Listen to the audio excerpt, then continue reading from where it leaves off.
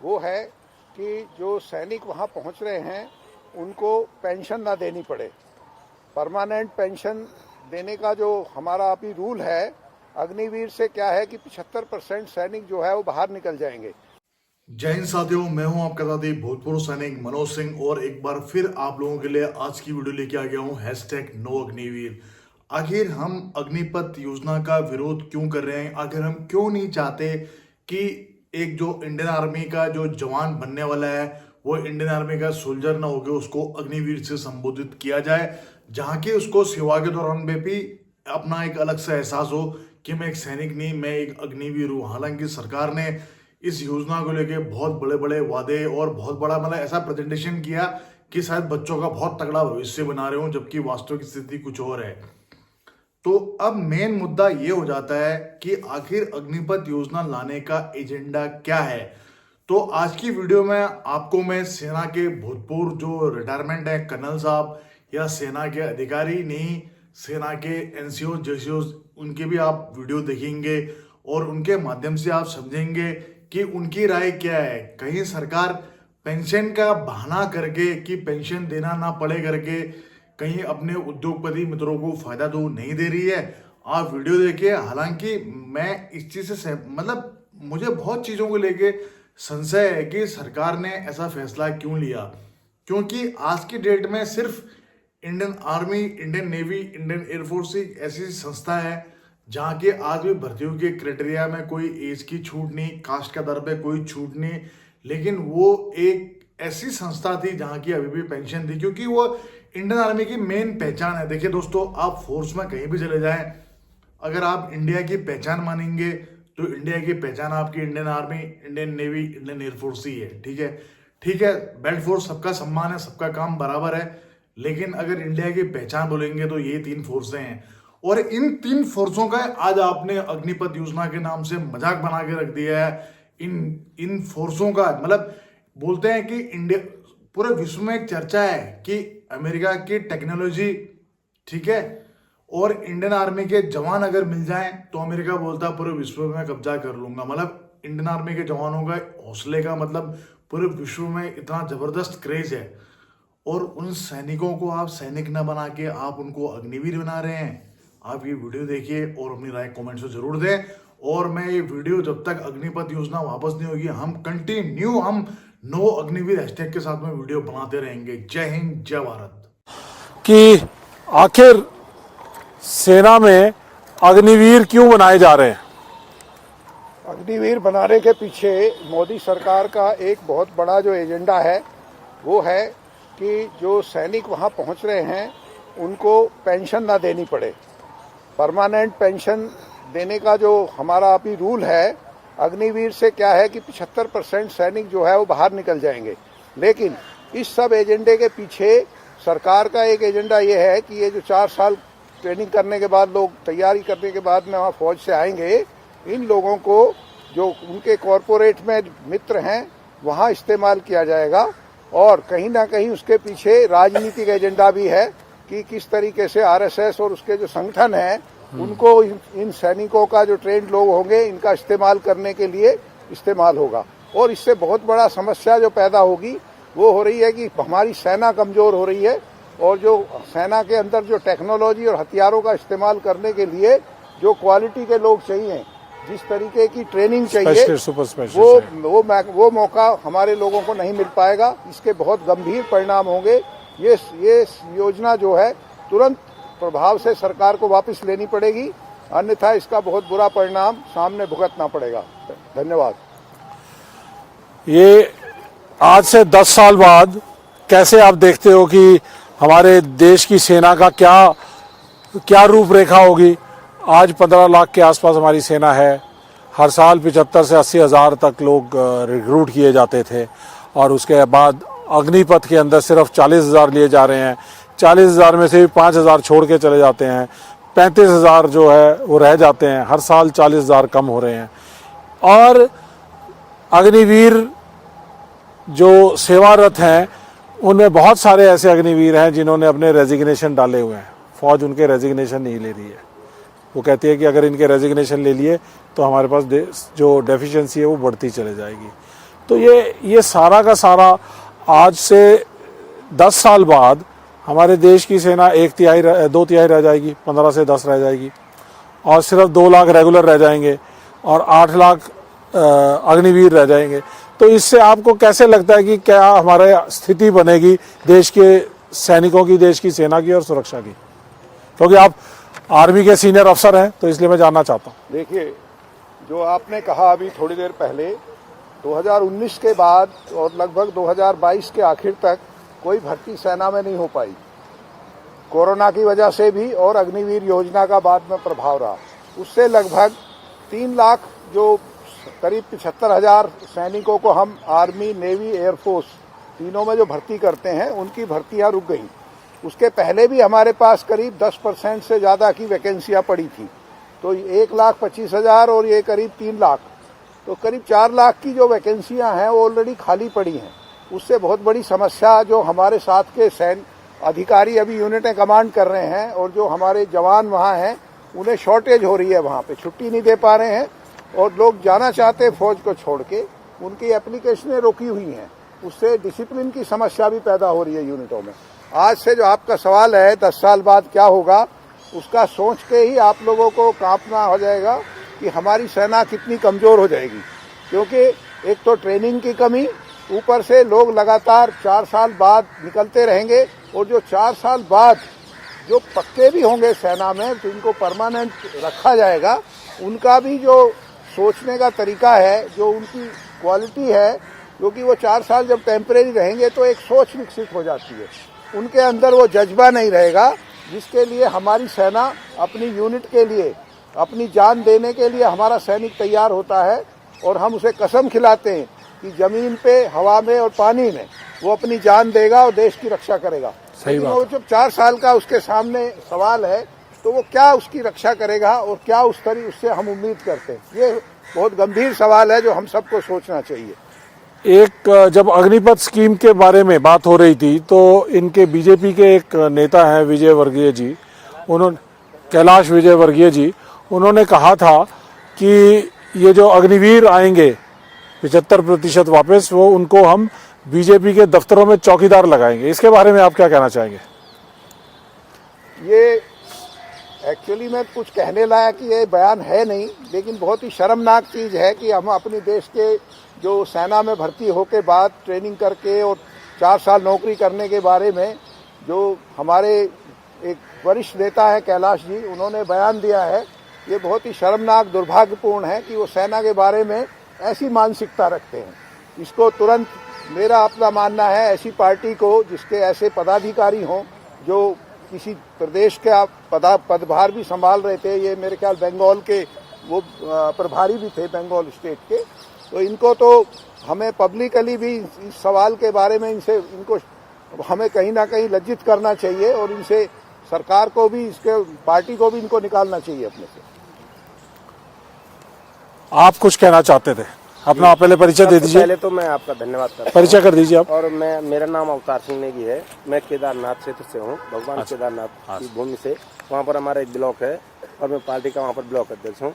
मैं किसी के साथ मैं यहाँ पर आया हूँ किसी काम के सिलसिले में, और कुछ नेताओं से मीटिंग है, तो मेरे को देखने को मिला कि आप लोग इस कार्यक्रम को यहाँ पर कर रहे हैं। तो मुझे केदारनाथ में राहुल गांधी जी के साथ में बैठने का मौका मिला, और हमने माननीय राहुल गांधी जी से एक सवाल पूछा कि सर, ये आखिर अग्निवीर योजना को क्यों लागू कर रहे हैं, ऐसी जरूरत क्यों पड़ी कि अग्निवीर योजना को लागू करना पड़ा भाजपा को, क्या है इसके पीछे? क्योंकि अब आम जनता को ये संदेश जाना चाहिए, और युवाओं को, खासकर जो हमारे यहाँ पर युवा शक्ति बैठी हुई है, इनको पता होना चाहिए आखिर ऐसा छल किस स्तर से किया जा रहा है, ये क्यों किया जा रहा है। जैसा आपने भी कर्नल साहब से सवाल किया कि आखिर ऐसा क्यों किया गया है कि अग्निवीर भर्ती के रूप में युवा शक्ति के साथ छल किया जा रहा है। वो अपनी मेंटालिटी से काम कर रहे हैं, उनका माइंड फिगर है कि उद्योग जगत को, युवा शक्ति का सदुपयोग उद्योग जगत के हित में करना है। मतलब राहुल गांधी जी के जो हमको समझाया वहाँ पे, तो माननीय राहुल गांधी जी का कहना ये था, और यही इनकी इसके पीछे की स्ट्रेटजी है कि भाई युवा शक्ति जिस दिन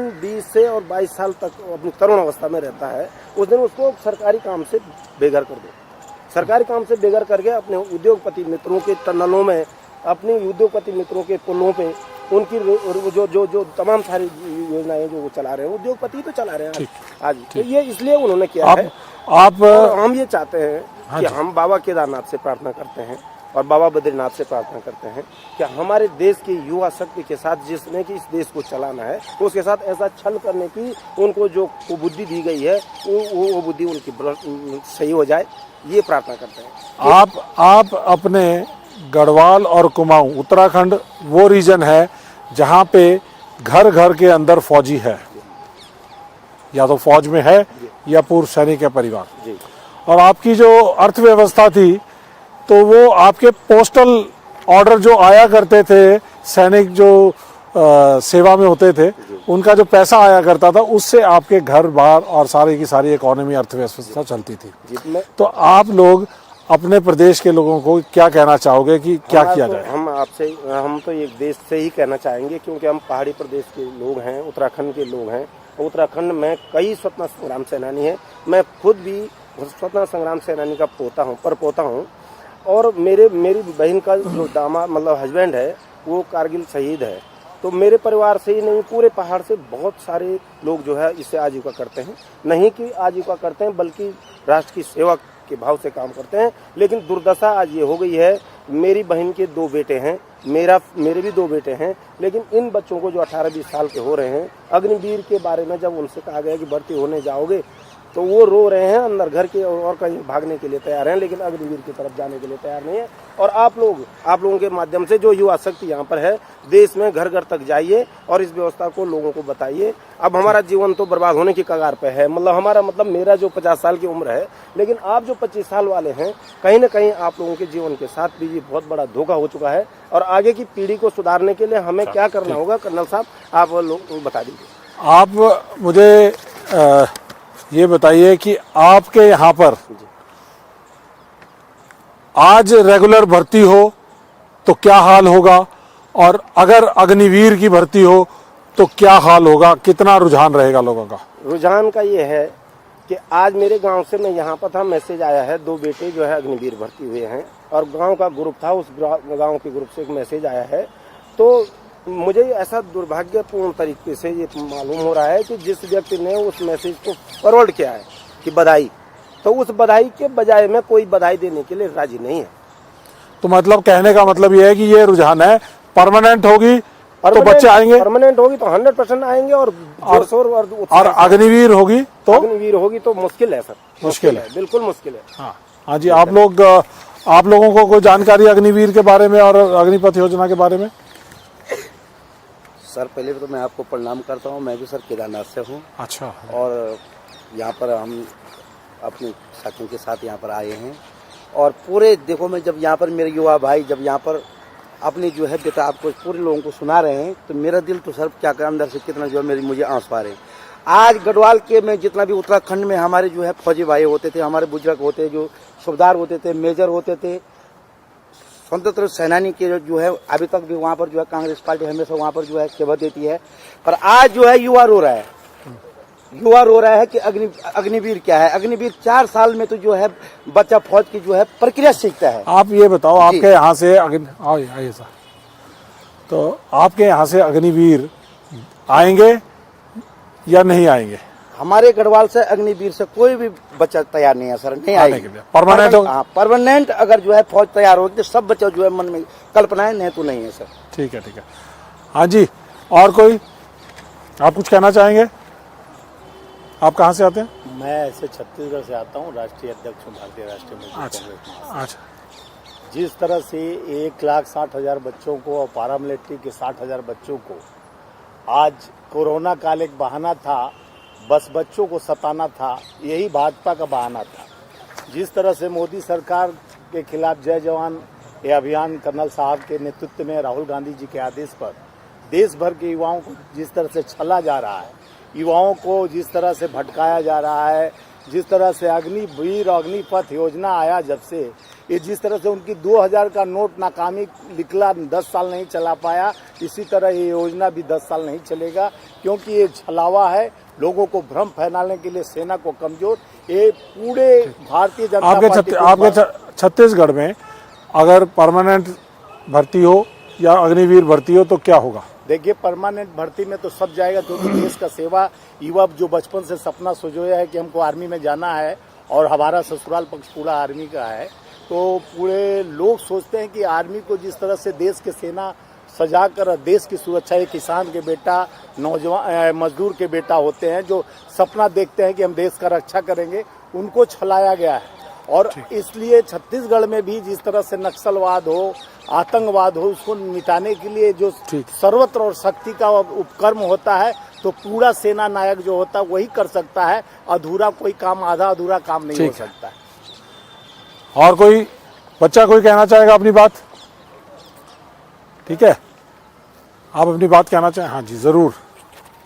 पहले तो सर मैं जय हिंद बोलना चाहता हूँ। जय हिंद।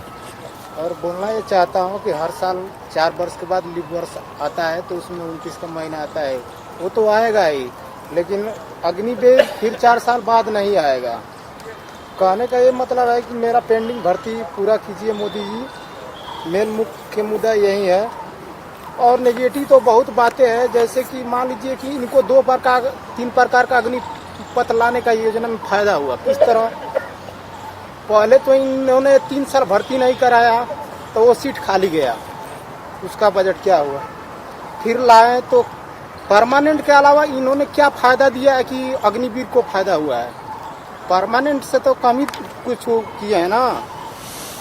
कहने का ये मतलब है कि ये, और जो अधिकारी उस समय थोपे थे अग्निवीर योजना, तो बोल रहे थे कि लड़के कोरोना से पीड़ित हो गए हैं, इनको भर्ती नहीं लिया जाएगा।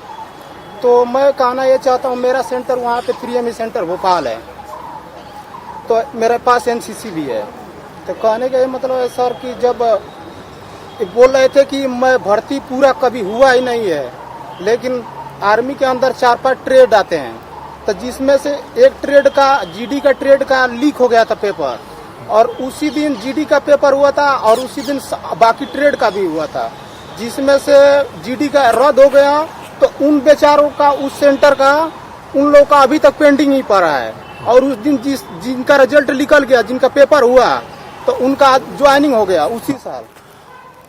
तो यहाँ पे एक और बात जो निकल के आई है कि जो इन्होंने नोटिफिकेशन निकाले थे आर्मी ने, एयरफोर्स के जो नोटिफिकेशन के थे, उनके तहत कंप्लीट भर्तियां हो चुकी थी और सिर्फ ज्वाइनिंग की इंतजार कर रहे थे।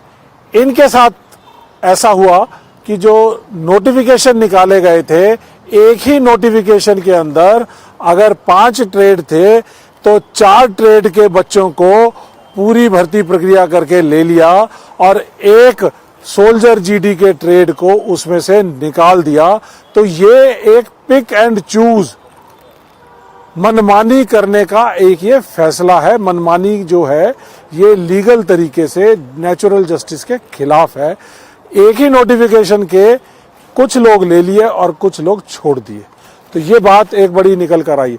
एक और चीज मैं जानना चाहूंगा कि 250 रुपया पर फॉर्म लिया गया था, तो ये अगर 60 लाख लोग हैं तो 125 करोड़ पैसा ले लिया, उसका क्या हुआ?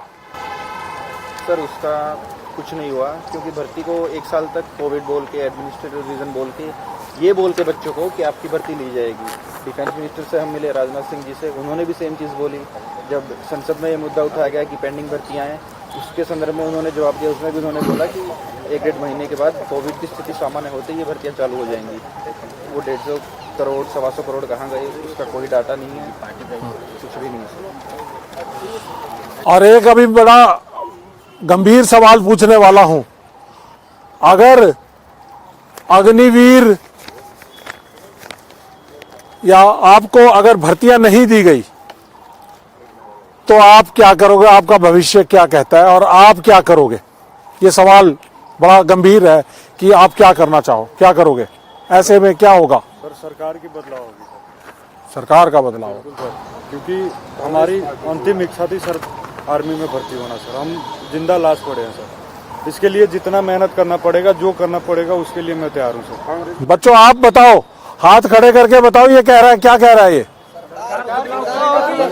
कांग्रेस पार्टी जिंदाबाद, कांग्रेस पार्टी जिंदाबाद, राहुल गांधी जिंदाबाद, राहुल गांधी जिंदाबाद, कांग्रेस एक मिनट। तो आपका क्या कहना है इस बारे में? सर देश में क्रांति आएगी सर, क्योंकि आज जितना परेशान युवा है सर उतना परेशान कोई ना सर। इतिहास में कभी ऐसा नहीं हुआ है कि सारी भर्ती की प्रक्रिया पास कर ले उसके बाद में उसे ज्वाइनिंग नहीं कराई जाए।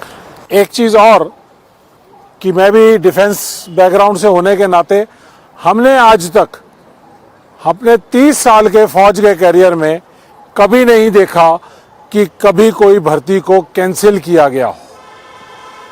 फौज की भर्तियां अगर 2026 में लेनी है तो 2024 से उसका प्रक्रिया चालू हो जाती है, 2 साल पहले चलती है। और आज तक साल में 2 बार भर्तियां होती हैं, 6-6 महीने की भर्ती साइकिल। और अगर मान लो कि कोई इस 1 साल के अंदर भर्तियां कम रह जाती हैं, ज्वाइनिंग कम होती है या वैकेंसीज बच जाती हैं, तो उस केस में स्पॉट भर्तियां निकाली जाती हैं। स्पॉट भर्तियों के जरिए उनको फौज में टेस्ट लेके 3, 4, 5, 6 दिन के अंदर अंदर उनका सारा प्रक्रिया पूरी करके उनको फौज में भर्ती किया जाता है। लेकिन आज तक मैंने अपने 30 साल के फौज के कैरियर में नहीं देखा, नहीं सुना कि कोई भी फौज की भर्ती का नोटिफिकेशन कैंसिल हुआ है। ये पहली बार ऐसा हुआ है कि 2019 से 22 के बीच के जो भर्ती नोटिफिकेशन है उनको इस स्कीम की आड़ के अंदर कैंसिल किया गया है।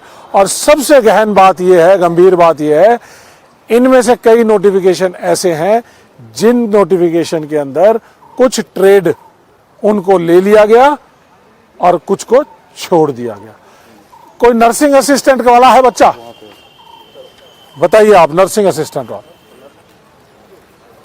नर्सिंग असिस्टेंट को तो अग्निपथ स्कीम से बाहर रखा गया था और फिर आपकी भर्ती कैसे कैंसिल हो गई?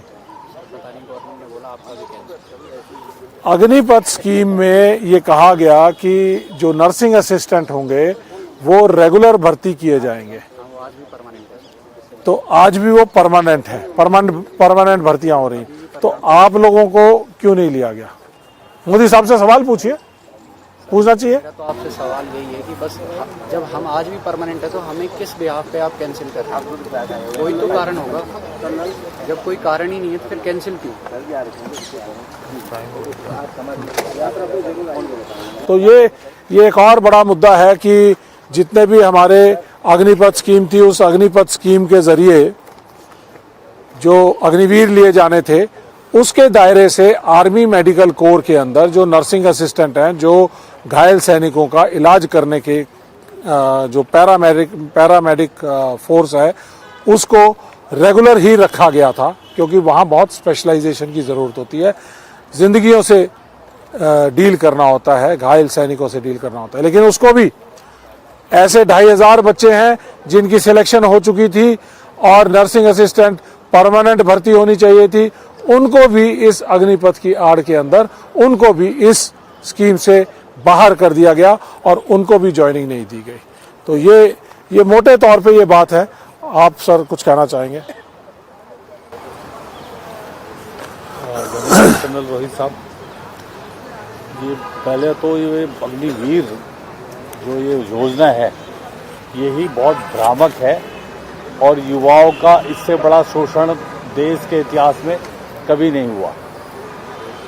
मैं उत्तराखंड से बिलोंग करता हूं और मैं जानता हूं कि उत्तराखंड में 70% लोग फौज में भर्ती होने के लिए तैयारी करते हैं 10th का एग्ज़ाम जब देते हैं। मुझे दिल्ली में मैं पिछले 35 साल से रह रहा हूं, हरियाणा के भी इसी तरह से हरियाणा प्रदेश भी है, राजस्थान भी है। तो ये पूरे राज्य जो है उनका आर्थिक संरचना है परिवारों की, वो फौज पर निर्भर है और वो बच्चे पूरा अपना समय लगाते हैं फौज में भर्ती होने के लिए। तो सर ये घोर अन्याय है और आप सबको जोड़िए। और राहुल जी जो भारत जोड़ो न्याय यात्रा कर रहे हैं उसका मतलब यही है कि सबको न्याय मिलना चाहिए। आप युवा हैं, आपको देश की तरक्की में शामिल होना है, उसके लिए आप फौज में नौकरी करेंगे, देश की रक्षा करेंगे और कांग्रेस की सरकार जब आएगी तो आपको ये अग्निवीर से छुटकारा दिलाएंगे हम लोग। ये हम थैंक यू वेरी मच। तो ये लड़ाई जो है ये अन्याय के विरुद्ध न्याय का युद्ध, और ये सब हमारे जो भावी सैनिक हैं ये न्याय योद्धा हैं, अपने लिए न्याय मांग रहे हैं, अपने परिवारों के लिए न्याय मांग रहे हैं, अपने भविष्य के लिए न्याय मांग रहे हैं। और राहुल गांधी जी इनकी लड़ाई जमीन से लेकर सड़क से संसद तक, अदालतों तक, सुप्रीम कोर्ट तक इस लड़ाई को लड़ने का उन्होंने सहयोग देने का फैसला किया है। और इसलिए हम इस लड़ाई को निर्णायक तौर पर लड़ेंगे और जीतेंगे। ना झुके हैं, ना डरे हैं, और ना सहेंगे, ना डरेंगे, ना रुकेंगे। जीतेंगे, लड़ेंगे और फिर जीतेंगे। तो ये हमारा यहाँ से अपनी बात को आगे तक ले जाने का एक ये तरीका था। आप लोगों ने अपनी अपनी बात कही। 29 फरवरी का दिन आया, 29 फरवरी का दिन आया, 4 साल में एक बार आया, और आने वाले 4 साल के अंदर फिर हमारे अग्निवीर वो बेरोजगार हो जाएंगे। ये एक देश के लिए बड़ी गंभीर बात है। हाँ जी, क्या कहना चाहेंगे? सर, मैं एयरफोर्स के बारे में कुछ बताना चाहता हूँ। दिसंबर 2020 में हमारा तो बेटा वो सारी चीजें मालूम है, वो सारी चीजें मालूम है उसके बारे में। हमारा ये मेरा मेडिकल कार्ड है, इस पे 4 फरवरी 2021 की डेट लिखी हुई है। इन्होंने एयरफोर्स वालों ने क्या किया कि हमारा जो प्रोसेस है वो चल रहा था पूरा, और बीच में इन्होंने परमानेंट रैली निकाल दी। उनका प्रोसेस पूरा 3 महीने में करके उनको ज्वाइनिंग ले ली, और हमारी मई में भी PSL दी थी, उसके बाद अब तक ज्वाइनिंग। ये एक और नया मुद्दा जो है, ये बहुत बड़ा मुद्दा है कि एयरफोर्स की जब ये पेंडिंग नोटिफिकेशंस थे जिनके तहत भर्ती की प्रक्रिया चल रही थी, और उसके बाद के नोटिफिकेशंस हैं, उनको पूरी तरह से इम्प्लीमेंट कर दिया गया, लेकिन इनको नहीं किया। जैसा मैंने बताया कि स्पॉट स्कीम निकालते हैं जो बची हुई वैकेंसी को भरने के लिए, तो ये बच्चा उसी के बारे में बात कर रहा था कि जो स्पॉट स्कीम के जरिए इन्होंने ले लिए बच्चे, लेकिन इनकी नोटिफिकेशन को छोड़ दिया गया। ये भी एक बहुत बड़ा मुद्दा है।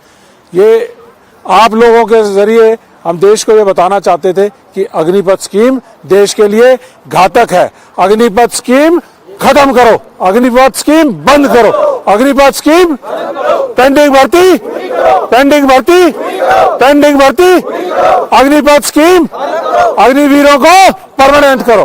अग्निवीर, अग्निवीर, अग्निवीर, अग्निपथ स्कीम, अग्निपथ स्कीम, 1.5 लाख बच्चों को भर्ती, भर्ती, पेंडिंग भर्ती।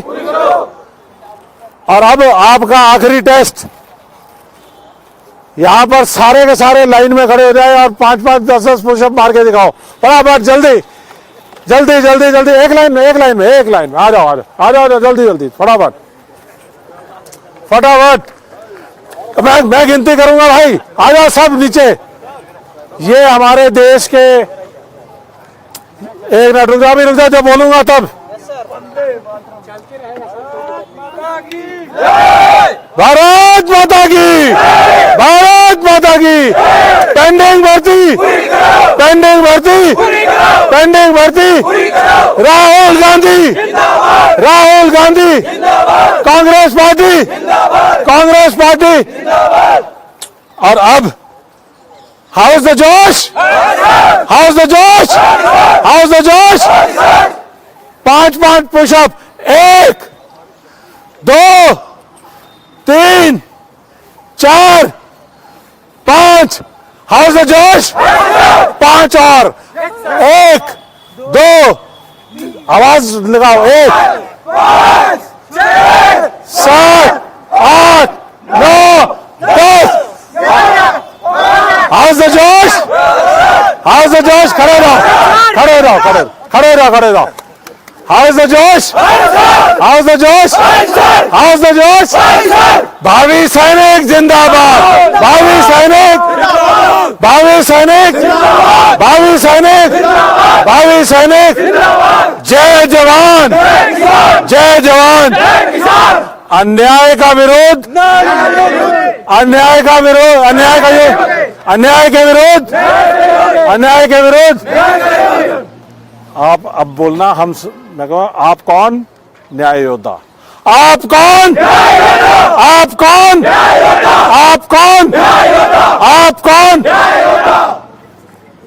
कांग्रेस पार्टी जिंदाबाद, कांग्रेस पार्टी जिंदाबाद, राहुल गांधी जिंदाबाद, राहुल गांधी जिंदाबाद, खड़गे जी जिंदाबाद, खड़गे जी जिंदाबाद, खड़गे जी जिंदाबाद, सोनिया गांधी जिंदाबाद, सोनिया गांधी जिंदाबाद, प्रियंका गांधी जिंदाबाद, राहुल जी जिंदाबाद, राहुल जी जिंदाबाद। जय जवान, जय किसान, जय जवान, जय किसान। भारतीय सेना की जय हो, भारतीय सेना जय हो, भारतीय सेना जय हो।